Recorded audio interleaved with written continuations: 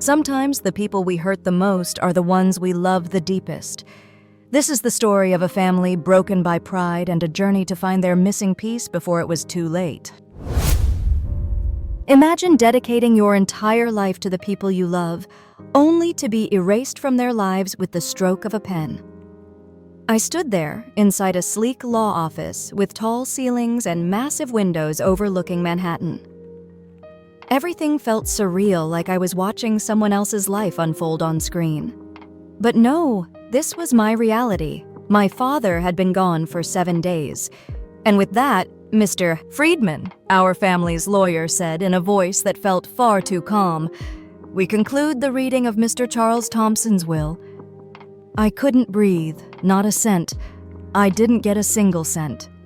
The family business, the Newport house, the investments, the shares, all of it was left to my 2 brothers, my sister, and even to my father's second wife, a woman 30 years younger than him who'd only known him for 4 short years. But me, Jack Thompson, the youngest son, the one who stayed with him for the past decade, nothing.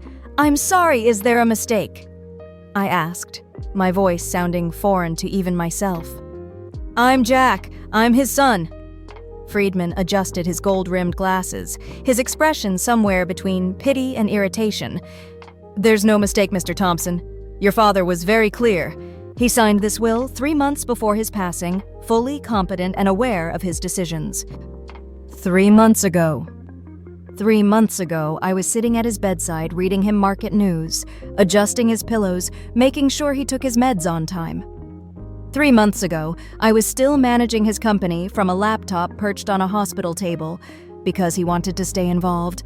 You are entitled to a few of his personal items," Friedman added, pushing a small cardboard box toward me. "Things he specifically left for you." I looked up. Michael.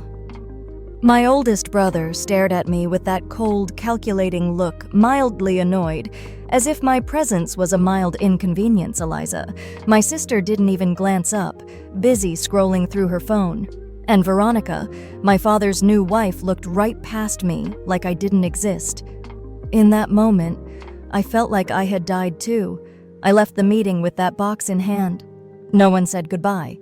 No one invited me to the family dinner afterward. 10 years of my life wiped clean with my father's final breath. Outside New York buzzed, as if nothing had happened. People passed by, busy with their lives, not knowing. My world had just fallen apart. The trust I had in my family gone. Every choice I'd made. Dropping out of Harvard to care for my dad after his first heart attack, joining a business I never wanted, missing holidays, breaking off relationships, all for the sake of loyalty.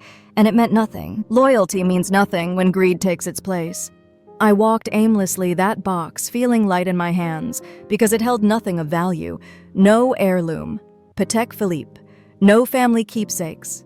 Not even a single photo, just a few worn paperbacks he'd read in his final days, a pen I gave him for his 65th birthday, and a single envelope with my name on it. An envelope I didn't have the strength to open. I found a quiet coffee shop, one where no one knew my name. No one would see Jack Thompson, once heir to a multi-million-dollar empire with swollen eyes and a heart shattered by betrayal. 2 hours and 3 cups of cold coffee. Later, I finally opened it, cream-colored paper, carefully folded. My father's handwriting shaky, but unmistakably his. The first lines froze me in place. "Dear Jack, if you're reading this, it means Friedman has finished reading the will, and you're feeling betrayed by me. I don't blame you. If I were you, I'd probably hate me too." He knew. He knew how I'd feel, and he still did it. My hands shook as I kept reading. "All my life, Jack, I've been a terrible father. I wasn't there when you needed me.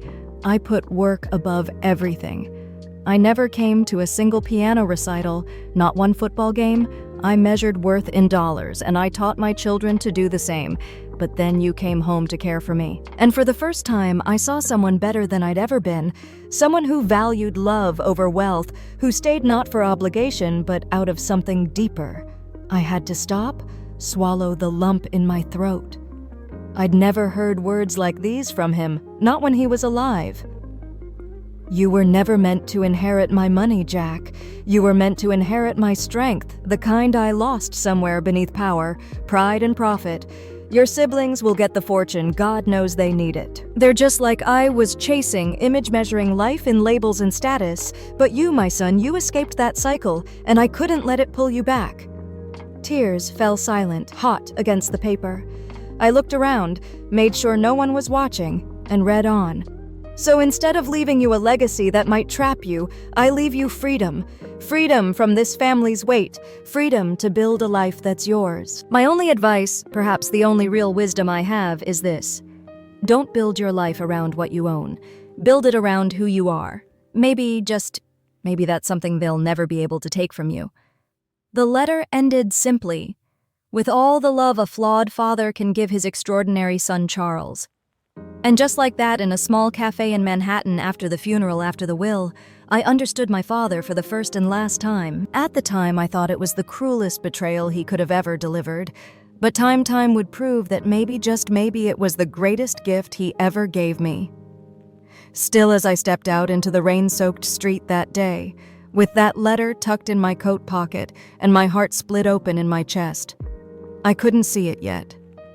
All I knew was that I had lost everything: my family, my future, my purpose, and the father I thought I understood. But sometimes, only after losing everything do you finally discover what truly matters. That night, I went back to my small apartment in Brooklyn, the same place I'd kept for years, even though I could have easily afforded something far more luxurious. That's who I was, always saving. Always thinking about the future of the company, always putting the family's needs before my own. And now, standing in that modest room, I realized just how much of myself I'd given up. I poured a glass of whiskey and opened my laptop. As the screen lit up, the first thing I saw was an email from Michael. My brother, subject line, "Transfer of company accounts." "No, thank you. No, I'm sorry for your loss. Just a demand asking me to hand over all company system access by tomorrow morning." Before I could even process the email, my phone rang. It was Eliza. "Jack, have you reviewed the quarterly reports?" Her voice was sharp, businesslike, not a single word of greeting or sympathy. It was as if none of them remembered that our father had just died 7 days ago. "Eliza."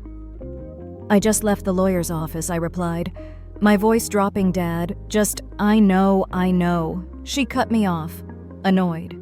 "But the company can't stop moving, Jack.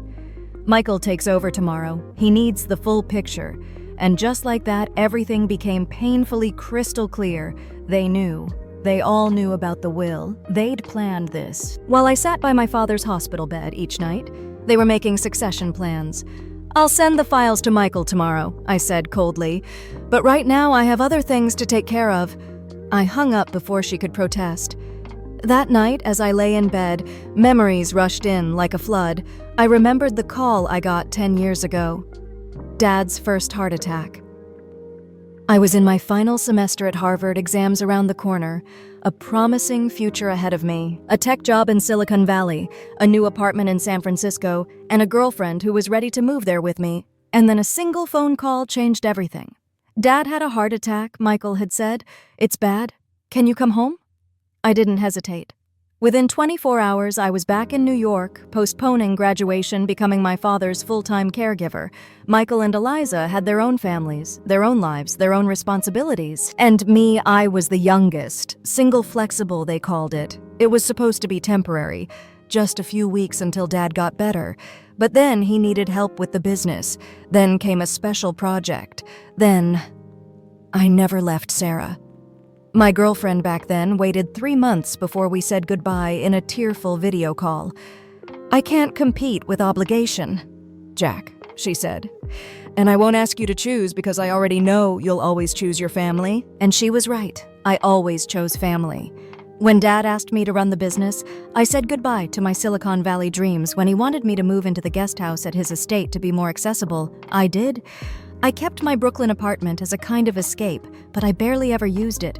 I remembered those long nights beside his bed reading the Wall Street Journal aloud because his eyes were too tired. I memorized his medications, managed his diet, translated medical jargon from the doctors. I was his assistant, his caretaker, his emotional punching bag. When fear turned into anger, Michael and Eliza visited once in a while, bringing expensive gifts and meaningless conversations about golf and travel.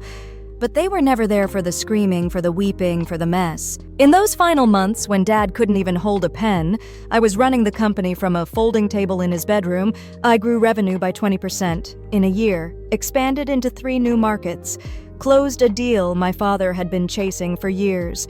By every measure, I was a devoted son and an exceptional executive. And what did I get in return? A box of worthless keepsakes.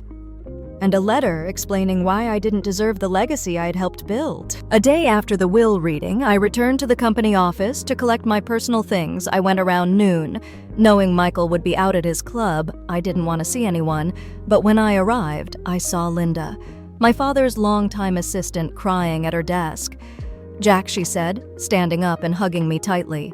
"Oh God, I hoped you'd come. They're firing all of us." I froze. "What? Who's firing who, Michael?" she said, her voice trembling. "He came in this morning with a team of consultants, said the company needs restructuring. Anyone close to you or Mr. Charles gone, effective immediately." I looked around. Other longtime employees were packing up their desks. Some were crying, others just numb. These were people I worked with every day, people I'd known for a decade, my real family. "He can't do this," I said, even though I knew legally he absolutely could. "The company's doing great. We just had our best quarter in history." Linda wiped her eyes. "He says he has a new vision, but really, it's Veronica. She's pulling the strings. She wants to make the company more glamorous." She lowered her voice. "We all thought it would be you, Jack. You were the one really running things." I took her hand, tried to stay calm, even as rage rose in my throat. "I'll talk to Michael," I said. "This is madness." But I already knew my words meant nothing now. I had no power here anymore. I was just an outsider. I went to my old office to grab what was left, but it had been wiped clean. No photos, no laptop. Even my favorite coffee mug was gone. All that remained was a piece of paper on the desk. Legal letterhead, a non-disclosure agreement, a generous severance package, 3 months' pay. That was what 10 years of my life had been worth to them. I folded the paper, slipped it into my pocket, unsigned, and walked out. As the door shut behind me, I felt something strange. Empty, yes, but also relieved. Maybe deep down I had never truly belonged here. Standing on the sidewalk, I looked up at the company logo on the glass tower, and I wondered how many years of my life had I given to a family that never really valued me. Before leaving, I sent a message to Linda and the others promising to help however I could as they looked for new jobs. It was the least I could do for the people who had become my real family over the past decade. As I walked away, my phone rang. It was Michael Jack. "I heard you came by the office," he said, voice cold. "Did you sign the agreement?" I stopped, looked up at the gray New York sky, and for the first time in a long time, I felt completely certain about what I needed to do. "No, Michael. I didn't sign it, and if you're going to lay off the old team, you're going to pay them more than 3 months' salary." "You threatening me?" he snapped. "No," I replied, surprised by the calm in my own voice. "I'm just letting you know how not to become the biggest loser in this story," and for the first time ever, I hung up on him before he could say another word.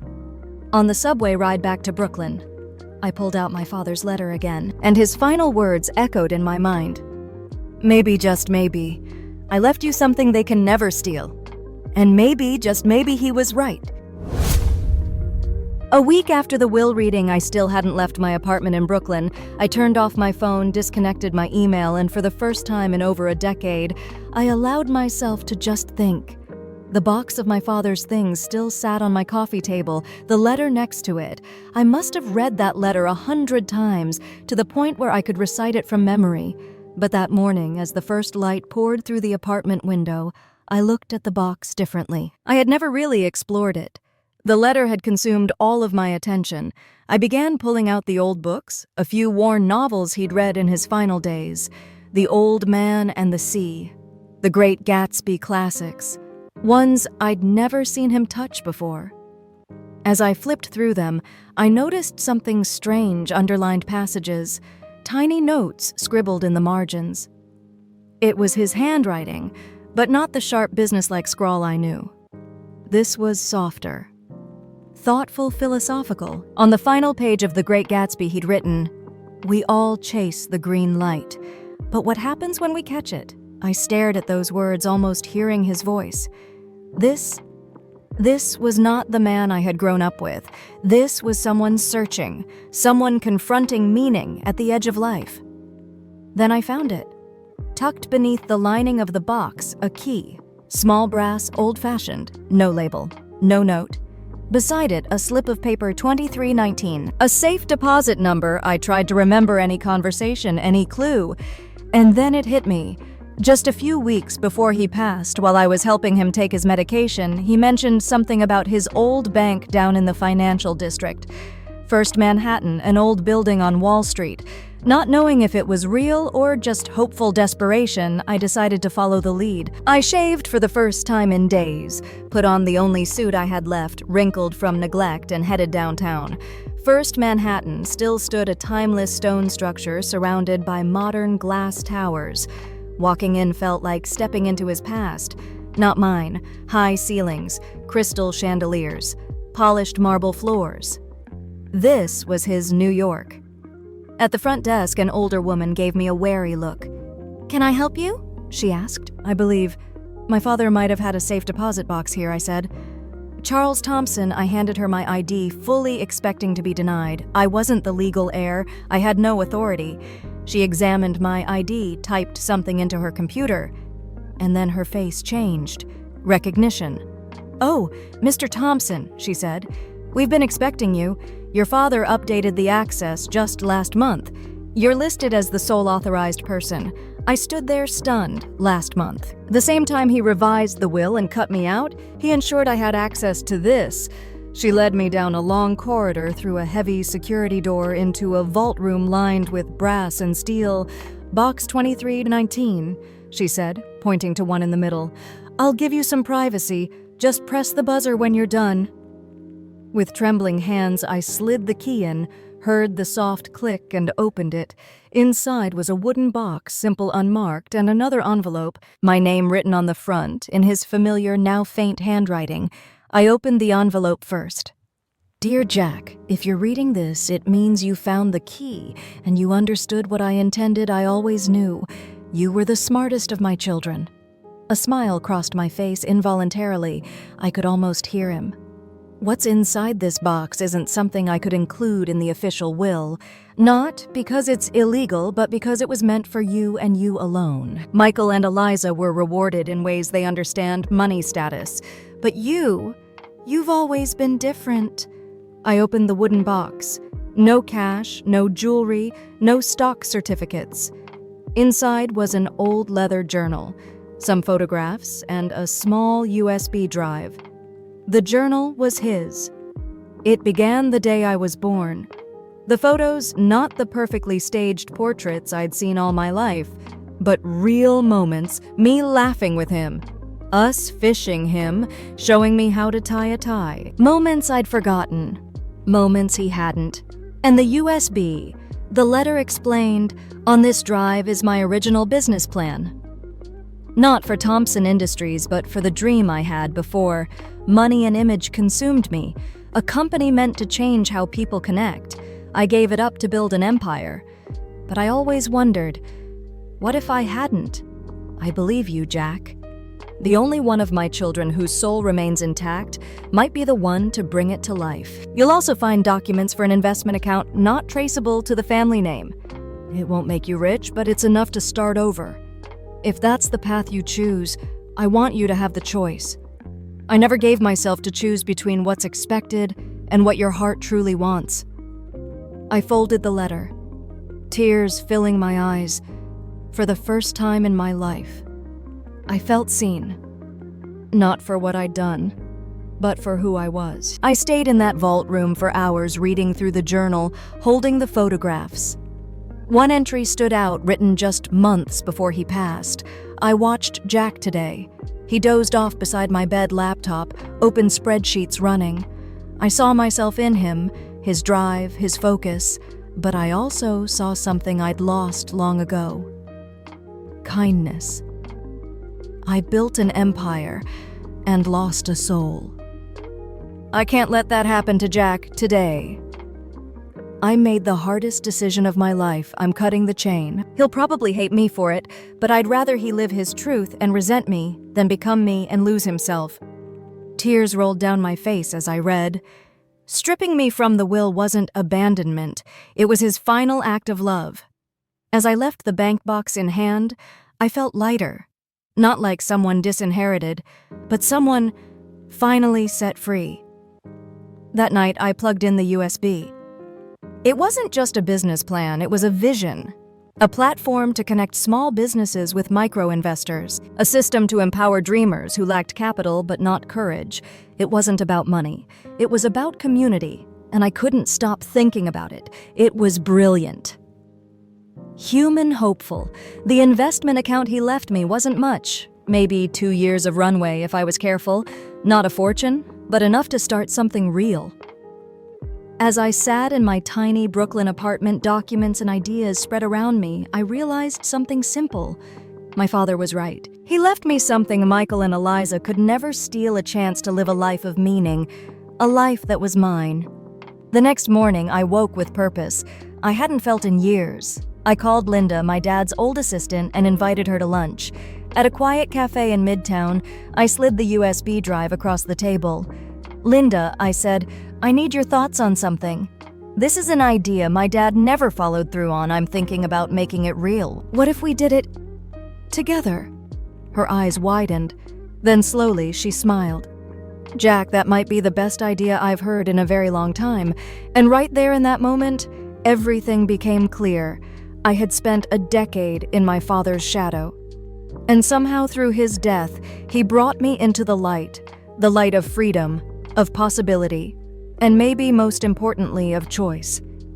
Maybe he had given me the greatest gift a father could ever leave his son. Have you ever wondered how different your life would be if you stopped trying to please everyone else? That was the first line I wrote in the new leather-bound journal I bought the day after meeting Linda. I decided to document this journey the way my father had. Maybe someday it would become a gift for someone else.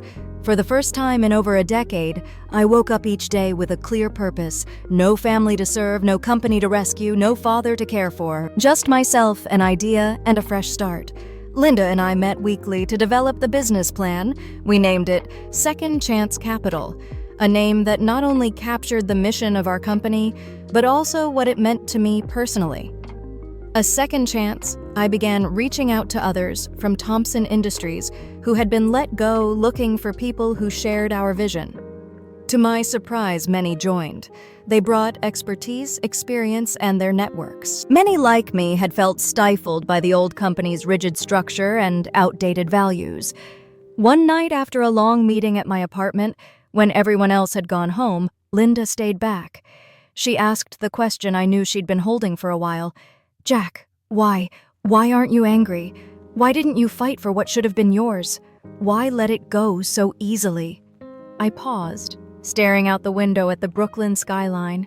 I was angry. I admitted, so angry I couldn't breathe. But then I realized that if I fought them, I was still letting them define my life. I'd still be stuck. And honestly, I added, for the first time in my life, I wake up and no one tells me who to be, what to do. There are no expectations I can't live up to. I'm defining myself on my own terms. Linda gave me a curious smile. You know, Jack, you've changed for the better. She was right, I had changed. My hair was a bit longer. I wore jeans and t-shirts instead of stiff suits. I laughed more. I slept deeper. Of course not. Everything was easy. The money in my father's secret account was running low. Investors turned us down repeatedly, skeptical of a man who walked away from a family empire. You could be on the board of Thompson Industries. One investor told me, "Why should we bet on someone who gave all that up?" I didn't tell him the whole truth. Some stories are too personal. But I said this because I've seen both worlds. I've been in the boardroom and I've been out on the street. I know how to connect them. He didn't invest.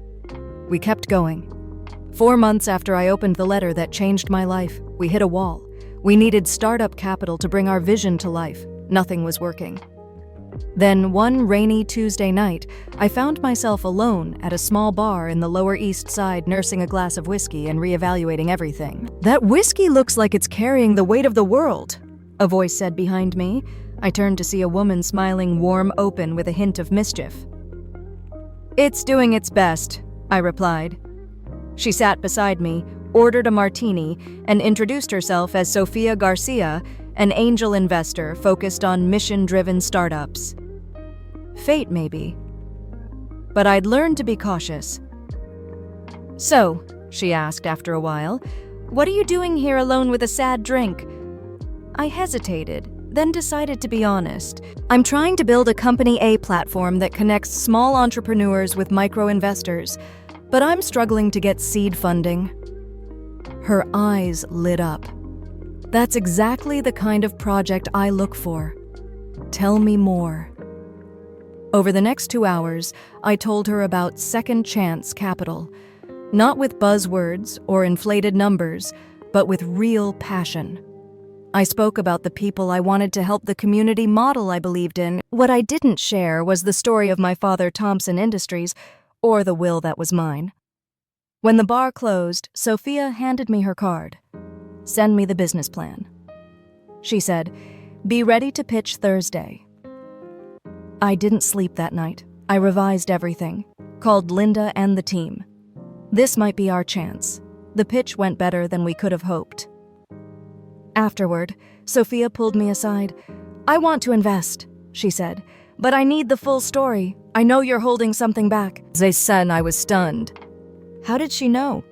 "I did my homework," she said. "Jack Thompson, youngest son of Charles Thompson, you vanished the day your father died. Rumors swirl, but no one knows why. I want your truth." So I told her. Everything. When I finished, she sat in silence, then finally said, "Most people in my world are running from something. Rarely do I meet someone running toward something. That's what you're doing. Jack, you're not escaping your past, you're building your future." A week later, Sophia invested $15 million. Not a fortune by Wall Street standards, but enough. We opened a small office in Brooklyn. We built. We failed. We tried again. Sophia became more than an investor, a mentor, a friend. 6 months after that, Will shattered my world. We launched Second Chance Capital. We started with 5 clients: a bakery in Harlem, a sustainable fashion startup in Queens, a bike repair shop in the Bronx, an ed tech developer in Staten Island, a Salvadoran restaurant in Brooklyn. We matched them with everyday micro-investors. We offered training, mentorship, and a support network most had never known. It was hard. It was messy. It was beautiful. One Friday night, we hosted a small gathering. All 5 businesses were there, their investors too. We ate, we laughed, we shared dreams. Linda stood beside me. "Jack," she said, "look at what we've built." And I did. For the first time in my life, I saw a real community. Not just workers, not just shareholders, people who genuinely cared. "You know," Linda added, "I worked for your dad for 22 years. I never saw him as happy as you are right now." I smiled, warmth blooming in my chest. For the first time, I said, "I'm not chasing anyone's approval. I'm chasing my own dream." And a year after the will was read, we had 50 clients, 3 locations, over 200 jobs created, and millions in local investments flowing into overlooked communities. I still lived in that small Brooklyn apartment. I liked it. It reminded me of who I used to be, who I chose to become. On the anniversary of my father's death, I visited his grave. A spring day, flowers blooming, no bouquet. Just a quarterly report from Second Chance Capital.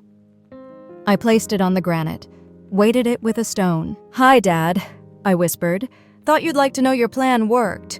I stood there longer than I expected, speaking to stone, yet somehow feeling closer than ever. "Maybe you were right," I said. "Maybe the greatest gift you gave me wasn't money or power, but the freedom to choose my own path." As I turned to leave, I noticed a black limo nearby. The window rolled down. "Michael, Jack," he said softly. "Wait, we hadn't spoken in a year. I heard about your company," he said. "Sounds like you're doing good work." I nodded. "Thompson Industries is struggling," he admitted. "Veronica and I made some bad calls. The board's getting restless." Then, surprising me, "Can we talk business? Maybe you have advice." A year ago, I would have jumped at the chance, craved validation, sought revenge, but I wasn't that man anymore. "Want to grab a coffee?" I asked. He blinked, caught off guard, then, "Yeah, I'd like that."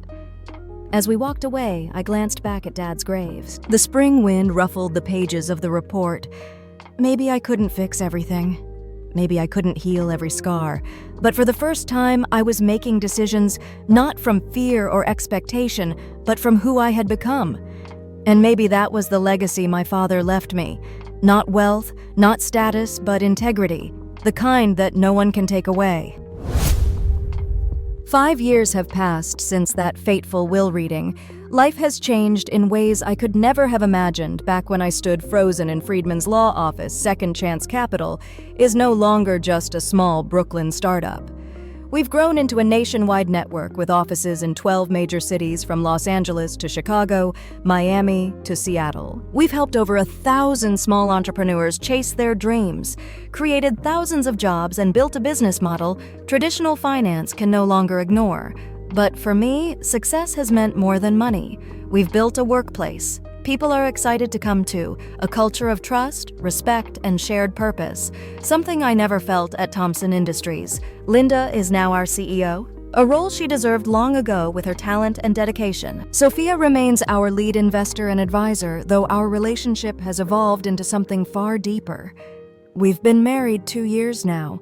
Our daughter Charlotte, named after my father, just turned 1. My personal life has found a balance I never thought possible. I moved from that tiny Brooklyn apartment to a cozy home in Park Slope, not a flashy mansion, but a warm space for the people I love. Every morning I wake up with gratitude and purpose, no longer living under someone else's shadow or chasing anyone's approval. I've built a life around my own values. As for Thompson Industries and my family, that story is more complicated. That coffee with Michael in the cemetery 5 years ago marked the beginning of a rough journey.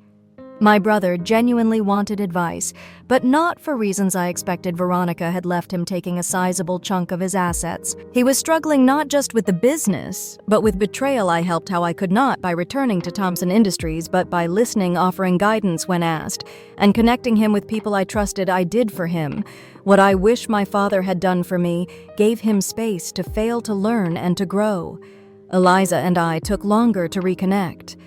Her resentment ran deep, especially as Thompson Industries continued to falter. But when her firstborn was diagnosed with a rare illness needing specialized care, I connected her with a medical fund Second Chance Capital had helped establish. Slowly, the walls between us began to fall. 3 years after Dad's death, Thompson Industries was sold. Not a bankruptcy, but close. Michael and Eliza lost a large portion of their wealth. Though they still had more than most would earn in a lifetime, I thought I'd feel satisfaction. But strangely, I only felt a gentle sadness, not for lost wealth, but for missed opportunity. Thompson Industries could have been a force for good. Instead, it became a victim of its own values, greed, competition, and short-sightedness. On the 5-year anniversary of my father's death, I hosted a dinner at my home, a small gathering of the people who mattered most. Linda and her husband came, Sophia and Charlotte, of course, but also Michael and Eliza with their families. It was the first time in years we all sat around the same table, at first awkward, but gradually eased by laughter and stories. After dessert, as we sipped coffee, Michael stood and raised a glass. "I'd like to toast our father," he began. "A man I think I'm finally starting to understand, and I'd like to toast Jack, someone." I took far too long to see clearly. I stared at him stunned. This wasn't the Michael I'd known. When we were kids, he continued, Dad used to say success was measured by what we owned. I believed that I spent my life trying to prove it. And I was wrong. He glanced around the room, landing on his sleeping niece in the crib. Jack showed me what Dad should have taught us all, that true legacy isn't money or property. It's the impact we make, the way we treat people, the values we live by. Eliza, never one for emotion, wiped away a tear.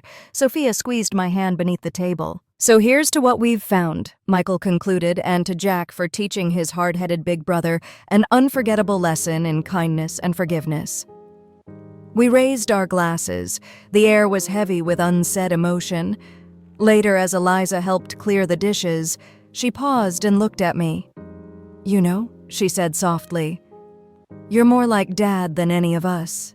Not in how you look, but in how you love. How you forgive. Tears streamed down her cheeks. It's like he passed the best part of himself on to you. After everyone left, Sophia and I sat on the porch gazing at the Brooklyn night sky. Charlotte slept peacefully. The house hummed with the quiet. Only a happy home knows. You know, Sophia said, resting her head on my shoulder, when I met you in that bar, I saw a man who had lost everything, but kept the one thing that mattered most, his kindness. That's why I fell in love with you. I held her close, reflecting on the strange, beautiful road that had brought me here from that painful will reading to this peaceful night. I used to think my father betrayed me, I said. But he gave me the greatest gift a father can give, the chance to become a better man than he was. In that moment, under the stars, I felt a deep connection to the father I'd lost. Not the cold-driven man he became, but the man he once aspired to be. The man who dreamed up a hopeful, idealistic business plan I found hidden in a safe. Through one final paradoxical act, by stripping me of everything material he gave me, everything that mattered.